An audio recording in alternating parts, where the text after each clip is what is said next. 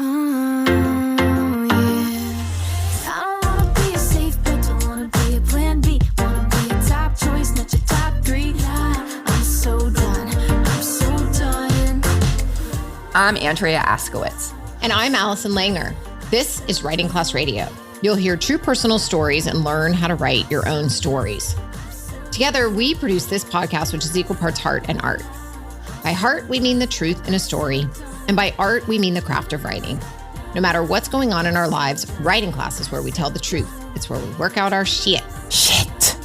There's no place in the world like writing class. And we want to bring you in. Today on our show, we bring you a story by Jennifer Byrne. Jennifer has been published in the New York Times, Tiny Love Stories, The Cut, Psychology Today, Good Housekeeping, Atlas Obscura, McSweeney's Internet Tendency. Oh, I like that one. That one's funny. The New Yorker, Daily Shouts, and The Guardian. She lives in New Jersey. Her story is a really excellent example of using a bookend structure. So stay tuned to learn about what a bookend structure is. Back with Jennifer Byrne's story after the break. We're back. This is Allison Langer, and you're listening to Writing Class Radio. Up next is Jennifer Byrne reading her story, The Window.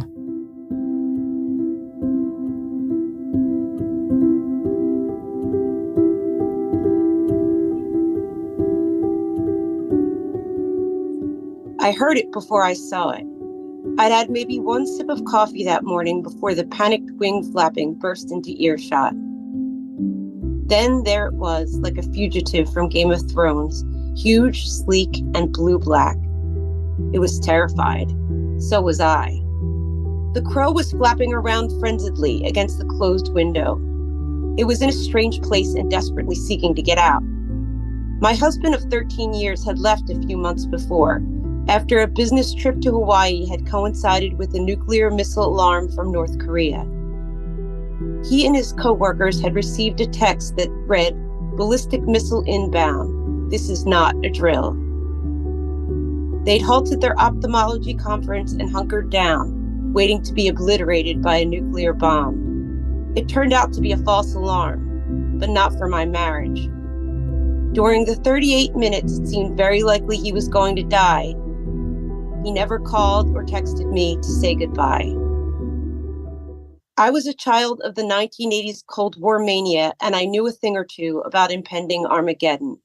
At our slumber parties, while humming along to 99 Luft balloons, my friend and I had enjoyed concocting elaborate, highly fanciful plans to make sure the two of us and our families were all together when the bomb inevitably hit. Maybe we didn't fully grasp the horror and irrevocability of nuclear destruction, but we did understand one thing. When something like that goes down, you seek out the ones you love. I didn't expect Dave to understand. "Here we go again, Jenny drama," I'd imagined him sighing when I confronted him, invoking my least favorite nickname. The name had been cute at first, but at some point it calcified into the defining narrative of our marriage. I was the emotional, hypersensitive loose cannon. Dave was the rational one, pragmatic and exasperated by my need for reassurance. After a while, it became a sad little dance, my needy heart constantly grasping for his unyielding one, his retreat, my pursuit.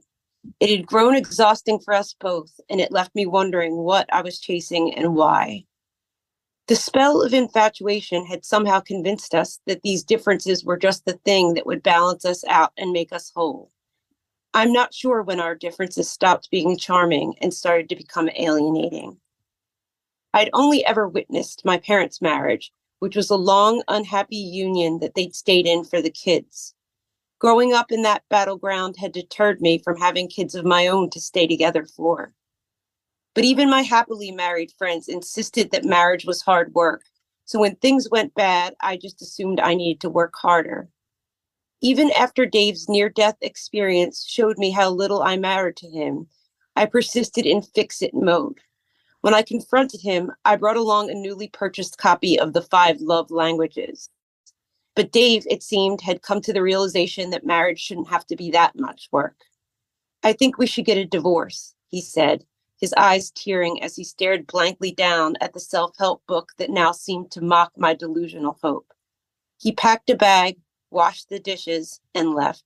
I'll never know whether Dave's revelation was further illuminated by the younger female coworker who was also present during those fateful 38 minutes and who was now his fiancée. All I knew then was that I was alone.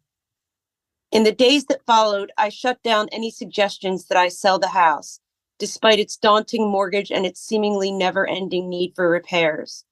Sometimes unwanted change turns out to be the best change, my therapist said. But I wasn't ready for that wisdom. It seemed unfair, the idea of being uprooted from my comfortable life just because Dave wanted to leave. Happy or not, this was my home. Now there was a crow flying around in it. "Hey, buddy," I said, trying to sound calm. It flapped harder. "Hey, it's okay." I could feel my hands shaking as I inched toward the window. As I got within reach of the crow, it started to beat against the glass even harder. I reached out to grab it, but instead of getting a firm hold on its body, I ended up grabbing one wing, which felt surprisingly bony and fragile. I let go so I didn't break it. "Shit," I said to the crow. "Now what?" The crow's velvety black eyelids slid over its eyes in a slow, exhausted blink, as though trying to give me the answer I already knew. Eventually, I'd put the house up for sale. Not long after that, I'd fall in love with a man whose first reaction to just about anything, a near-death experience, a piece of good news, a silly cat video, or a beautiful song, would be to share it with me. But right then, I had to try again. "It's going to be okay," I repeated. The crow fluttered a bit as I walked toward it, and then stopped. It stood on the windowsill like a statue and remained there even as I got closer. I slowly picked it up around the chest and belly, avoiding the wings. My instinct was to get this crow out of my life as quickly as possible, but I couldn't help but look into its brown eyes. In that moment, I felt an unusual sense of clarity and calm. I've read that a crow's eye color changes as it grows, starting out bright blue and turning brown with maturity.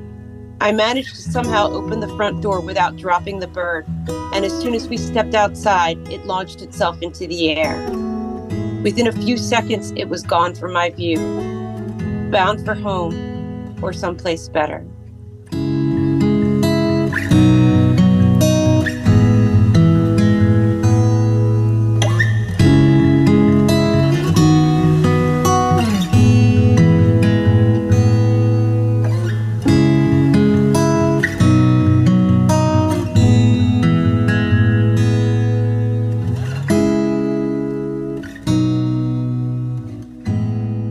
My God, I got chills at the last line. Bound for home or someplace better. Yeah. Yep. I love the structure of this essay so much. It is so easy to follow. The narrator guides us from the very beginning, and I was drawn in the entire time. This is a bookends structure, and it works so well. You want to describe that a little bit? Well, it starts and ends in this case with the crow. And what she did so well is so she has a crow problem in her house, and then she steps out and tells us but she tells us the problem in her marriage. And then this line was the best ever. She's talking about how it's not fair that she should have to leave her house. I mean, she wasn't happy there, but it was her home. And she writes, "This was my home. Now there was a crow flying in it." So she just so seamlessly brings back the crow. Yeah. Amazing. That was good. It wasn't I was wait, what happened to the crow? But when the crow came back, I was oh my God, she still has to deal with the crow. Yeah. Yeah. Okay, so let's talk about the bookend. So first of all, we get the problem at the top with the crow. And then immediately it parallels the problem in her marriage, right? So there's this problem and she shows us this is going on and this is also going on. So we get he never texted her to say goodbye. So there's a situation, the crow, I feel but there's a real story here about this narrator trying to find her way after divorce, leaving the past in the past and moving forward to a new and better life. That's how I see it. Did you see it that way too? Yeah. She's the crow. Yes. Flying home or to a better. What's that last line again? My favorite line ever. My God. Bound for home or someplace better. Because she's leaving her home. Yeah. And hopefully she's bound for someplace better. So he never texted her to say goodbye. But before we get to that, how did you feel about friendsedly? I saw you kind of like tweak. Did that word tweak you? Did I tweak? You tweaked. Oh, well, maybe because I couldn't quite hear it. Oh, okay. We always say something about adverbs and this and that, but I just thought it was flapping around against the closed window would have worked. I know you and I tend to argue about this, but I love to hear narrators like words, extra words sometimes, because it gives me a tiny glimpse into their personality. Maybe it's a writerly personality. Maybe it's just their personality. Like she would say to her friends, he was friendsedly all over the place, like making up words and stuff. Maybe that's a word, but it feels like a made up word, you know? Yeah, right. Okay. I do think that if I tweaked, it was only because I was like, huh? What's that? What did I say yesterday? I made up a word yesterday. Now I can't remember in first draft. You did? Yeah. And it was a good one? Like, I took like I don't know. Shit. Damn it. Would have been, I know. What did I say? Got to write down all your brilliant moments so you can pull them up later. I know. Damn. I don't know. Sometimes they just hit me and then they leave just as fast as they come. Anyway. Okay. So, where was I? Okay. So then we get a little bit of backstory into their marriage. So she says like this guy didn't text her to say goodbye. Then we get a backstory. I don't want to rush over that line because it was a false alarm, but not for my marriage. Yeah. God, that's good. Right? That was so good. And then he never called. That never called to say goodbye line. Like I felt so crushed. I felt so sad. I mean, what an indication. Like I started thinking, I remember when I first read this, I was like, yeah, you're trying to reach out to the people you love immediately just to tell them, I love you, I love you, I love you. And that somebody doesn't do that. That's a lot. That's crushing. I want to ask you about that next paragraph. When she was a child of the 1980s. So I liked it because I liked getting a little bit of backstory and why that meant so much to her. You know, like, okay, so she was a child of the 80s Cold War mania.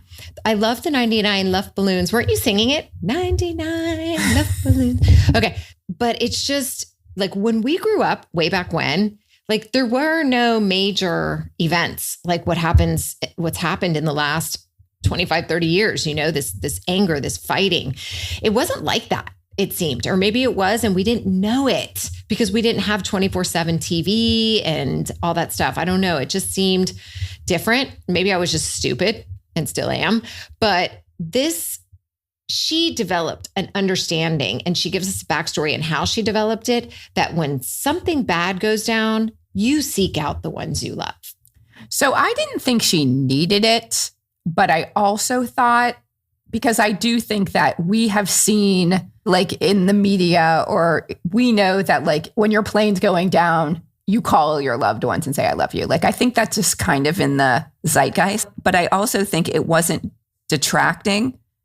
So like sometimes you don't need something in a story, but it doesn't distract from the reader either. And I thought it really did add like a really sweet moment between her and her friend. Yeah, that was sweet. But I did like it. But you thought it was necessary? Well, no, I don't think it is necessary. We're always like, well, how did she come up with that? Is there a backstory to that? Like, did something happen to her parents? I don't know. Like, why not? Why not hear a tiny bit more depth into this narrator? Okay. Well, that's why I liked it. But then here we go again, Jenny drama. I just wanted to punch this guy. I really didn't like him when I heard that. And so, yeah, that was a really good telling example of what was going on. She really showed like the dance of her marriage, but dance is like the dynamic of her marriage. She showed it really well. She described it well. But I felt sad for her too, because she, I feel like I've been there, like somebody's pragmatic, but you're needy. That's how they see you, just because they're not giving you what you need. Like they're not in tune. So if you ask for something, then all of a sudden you're needy. And I tell you, that's like a common thing that people say about people who want more love. I won't just say women, but that's what it's always felt like. So we have to retrain ourselves to ask for what we need. And the right people will be responsive. They were just not well matched. But I agree with you. Yeah, I wanted to bop him too, but he just wasn't, maybe he just wasn't in love with her. Well, we don't know, but then we get a little bit of insight into the fact that the coworker has become his fiance and she was also there during that time. So we know something happened. So, And also we know that this narrator found someone who doesn't think she's needy, who doesn't view her in that way. I'm so happy for her. I know.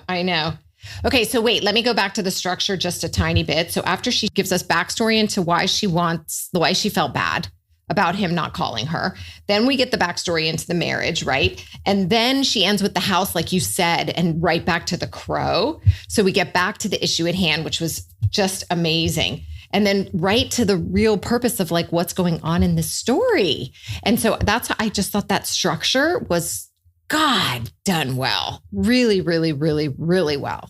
I know. And then she used like good words from her therapist. Sometimes unwanted change turns out to be the best change. So she can tell us how she was feeling through the voice of her therapist. And she wasn't ready for that wisdom. Happy or not, this was my home. Now there was a crow flying around it. I just love that she tried to get him out. You know, now what? She's asking the crow for advice. I love it. I'm pretty impressed with her for capturing that crow. Like, God, have you ever had a bird in your house? Nope. Oh, I have. Not lately. Mm-mm. I'm not cool when that happens. Like, I freak out. How are you with a roach? Fine. Roaches are tiny. I can handle a roach. Okay, so you come over to my house when there's a roach and I'll come to your house when there was a bird. I think I can handle the bird. I don't like roaches. I don't even want to tell you. Okay, stop. We're getting off track. Okay. We're getting off track. But anyway, I just want to, the very last line, like the two last lines, I felt an unusual sense of clarity and calm when she looked in, she says that when she looked into the crow's eyes. And I just thought that was really sweet. And then, and then it was gone and bound for home or someplace better. That last line, we talk about like endings a lot. And this narrator nailed it. Yeah, it's a 10. And she's throwing her arms up and she nails the landing and she looks at the judges with her arms up. 10, 10, 10. I was a gymnast. It was like this. Oh, I'm doing it wrong? You have to like put the arms out. Shoot, you can't see us, but we're both trying to be gymnasts. Allison has better posture. Okay. So good. Thank you for listening. And thank you, Jennifer Byrne, for sharing your story.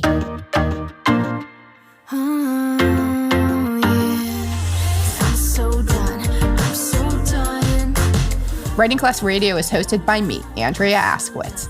And me, Allison Langer. Audio production by Matt Cundill, Evan Surminski, Chloe Emond-Lane, and Aiden Glassey at the Sound Off Media Company. Theme music is by Justina Shandler. There's more writing class on our website, including stories we study, editing resources, video classes, writing retreats, and live online classes. Our website really is a cornucopia of writing great stuff. Join our writing community by following us on Patreon. If you want to write with us every week, or if you're a business owner, community activist, group that needs healing, or an entrepreneur, and you want to help your team write better, check out all of the classes we offer on our website, writingclassradio.com. Join the community that comes together for instruction, an excuse to write, and the support from other writers. To learn more, go to our website or patreon.com/writingclassradio. A new episode will drop every other Wednesday. There's no better way to understand ourselves and each other than by writing and sharing our stories. Everyone has a story. What's yours? Produced and distributed by the Sound Off Media Company.